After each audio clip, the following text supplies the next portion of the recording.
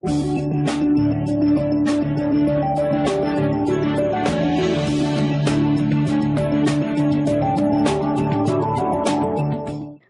and welcome to my video tutorial on my review for the new Canon EF 24-70mm f2.8 Mark II USM lens. Sounds like a real mouthful, doesn't it? But it actually isn't.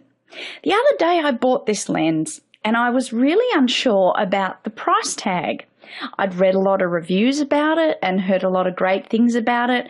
I'd actually heard some amazing things about it, but being a skeptical kind of person, I'm never quite sure until I try it myself. The $2,300 price tag was my main concern. Was it worth it? Was it worth the money? I'd never spent that much on a lens before. I knew it would be a great lens, but I was still having some doubts.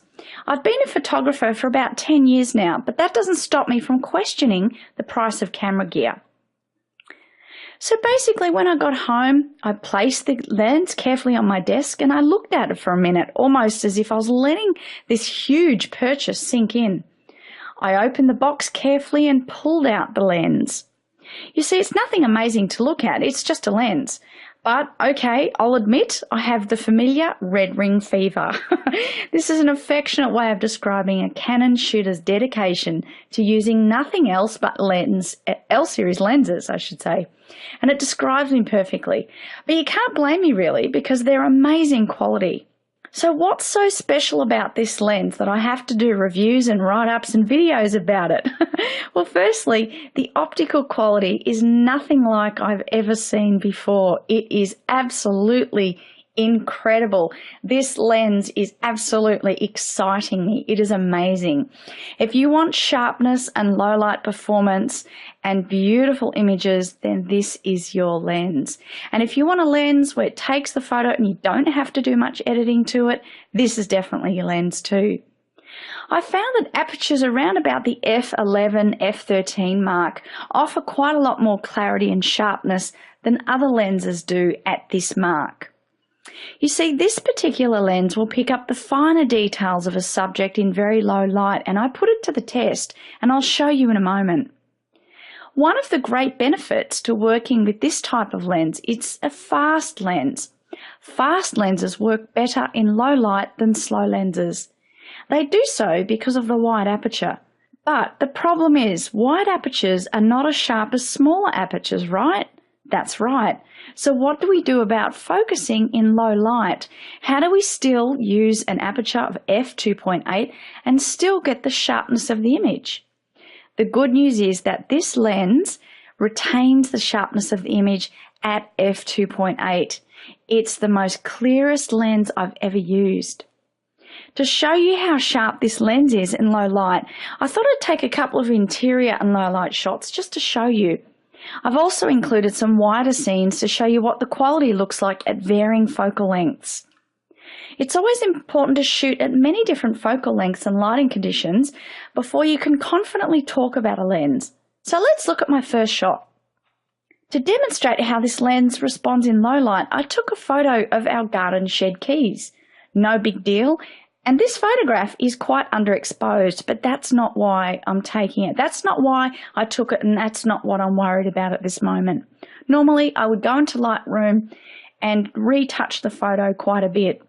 But as you can see, I wanted to show you the detail in low light, even when the photo is underexposed. And you can clearly see that we still have the sharpness and the clarity. So let's look at the next one. Well, here's our cat Daisy lounging around on the kitchen floor, as she does when it's warm.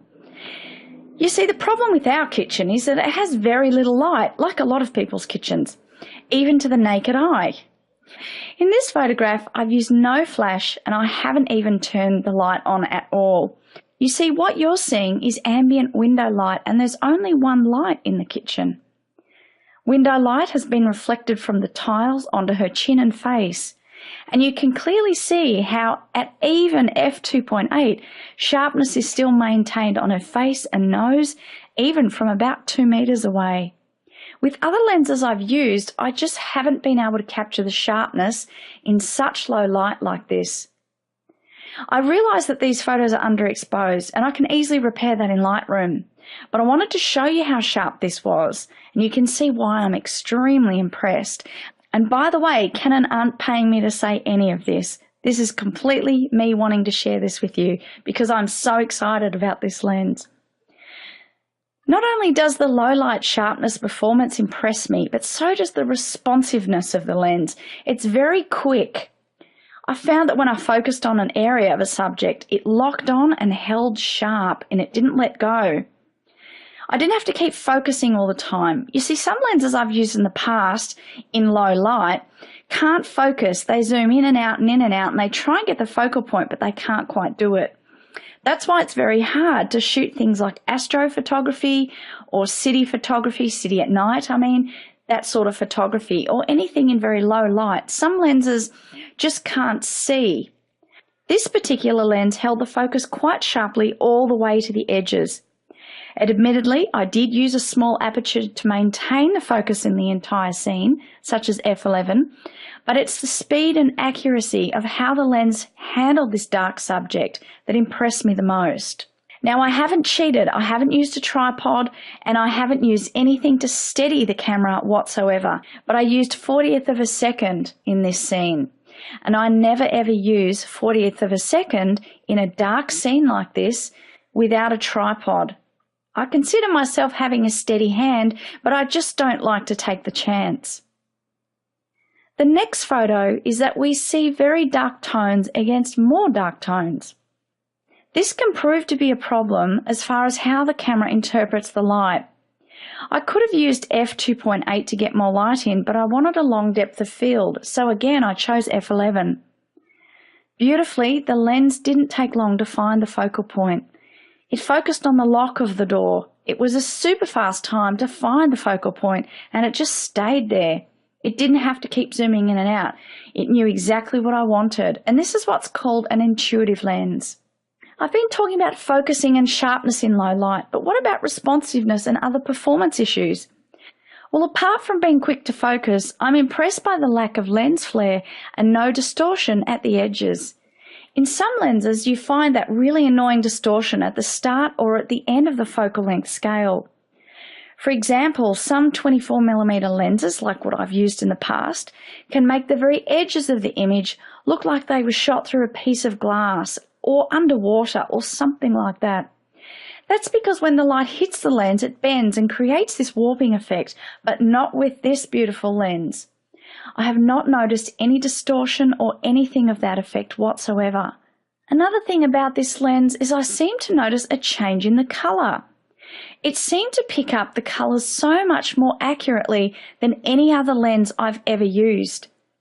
So far, all my colour adjustments that I've made in my photos have been very, very minor, and also I haven't had to sharpen my photos either.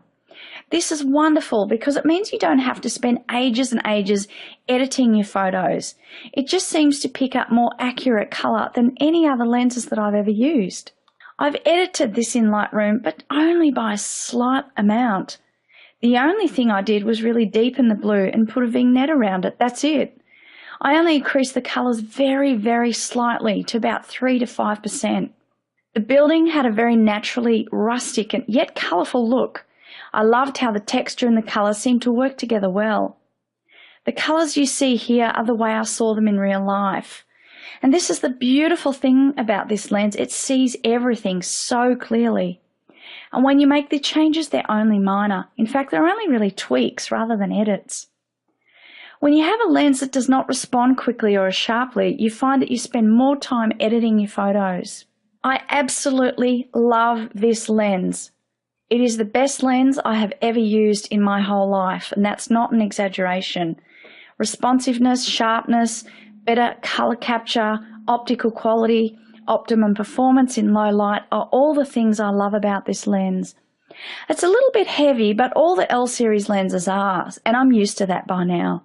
If you're a Canon user like I am, I hope that you're able to add this lens to your collection. It will not disappoint. Thank you so much for joining me today. It's been great to have you. I look forward to seeing you next time. Bye for now.